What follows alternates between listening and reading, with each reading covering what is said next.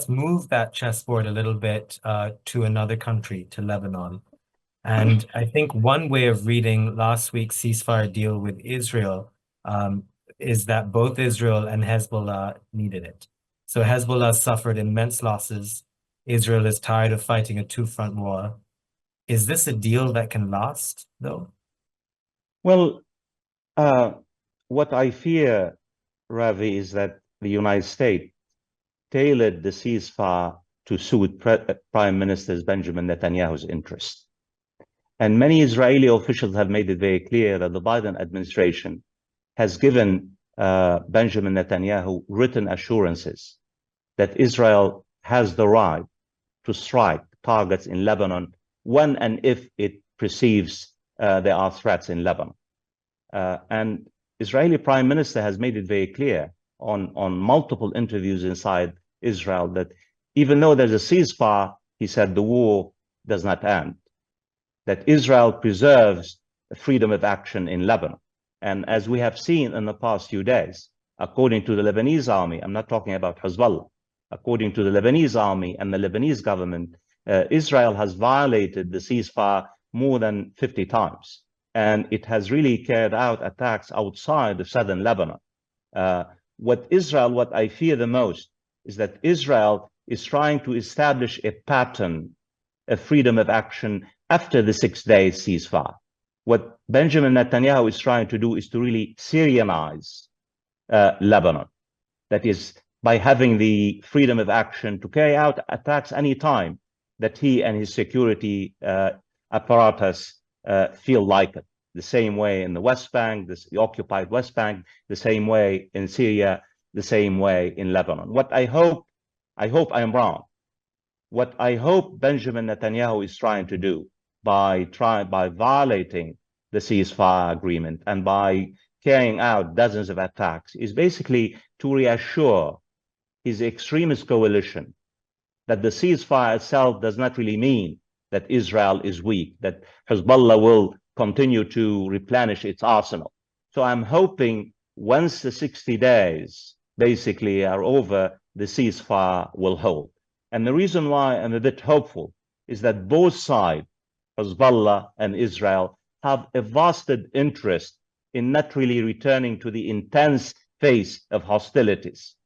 And of course, we have to wait and see what role the United States plays, because the United States is in charge of the international committee overseeing the ceasefire. So without American pressure on Israel, I fear that the ceasefire could basically implode. But I'm hoping that after 60 days, we'll have the Lebanese army deployed in southern Lebanon. We'll have the ceasefire basically consolidated, and that basically would be the best option for everyone, for Lebanon and also for Israel.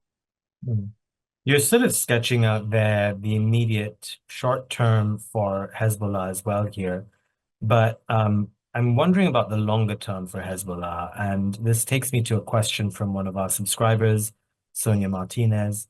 And the question is, how easy is it to reactivate after senior leadership dies?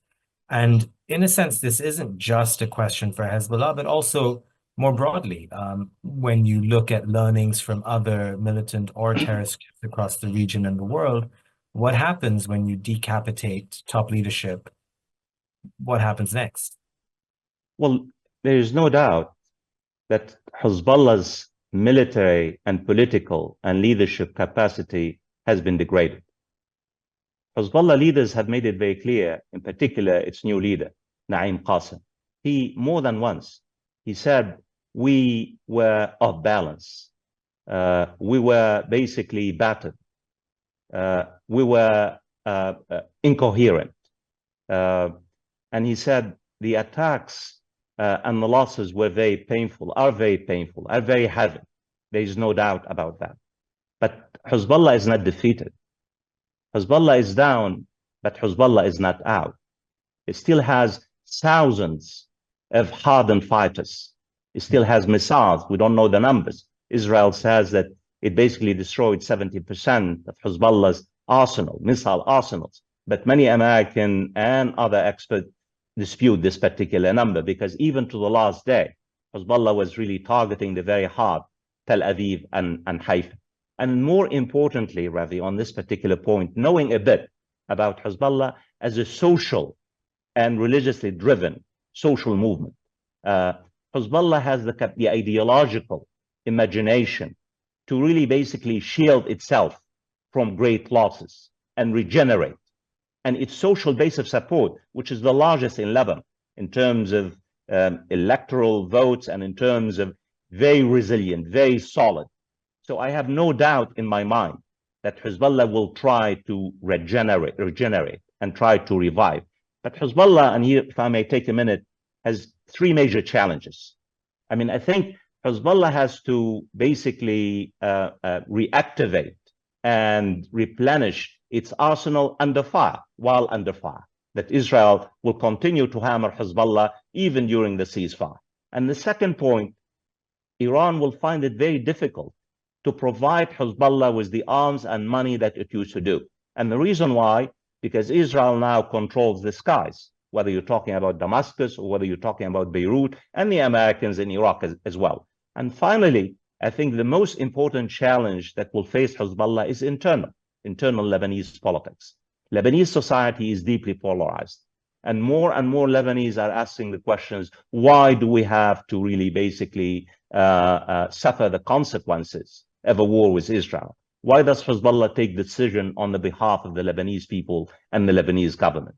So all in all, I think Hezbollah will have to think very hard about the way forward, not just militarily and politically, but also in the kind of what kind of relationship it will have to the Lebanese state as a major political actor. My hope is that Hezbollah will become deeply and deeper engaged in the Lebanese political system.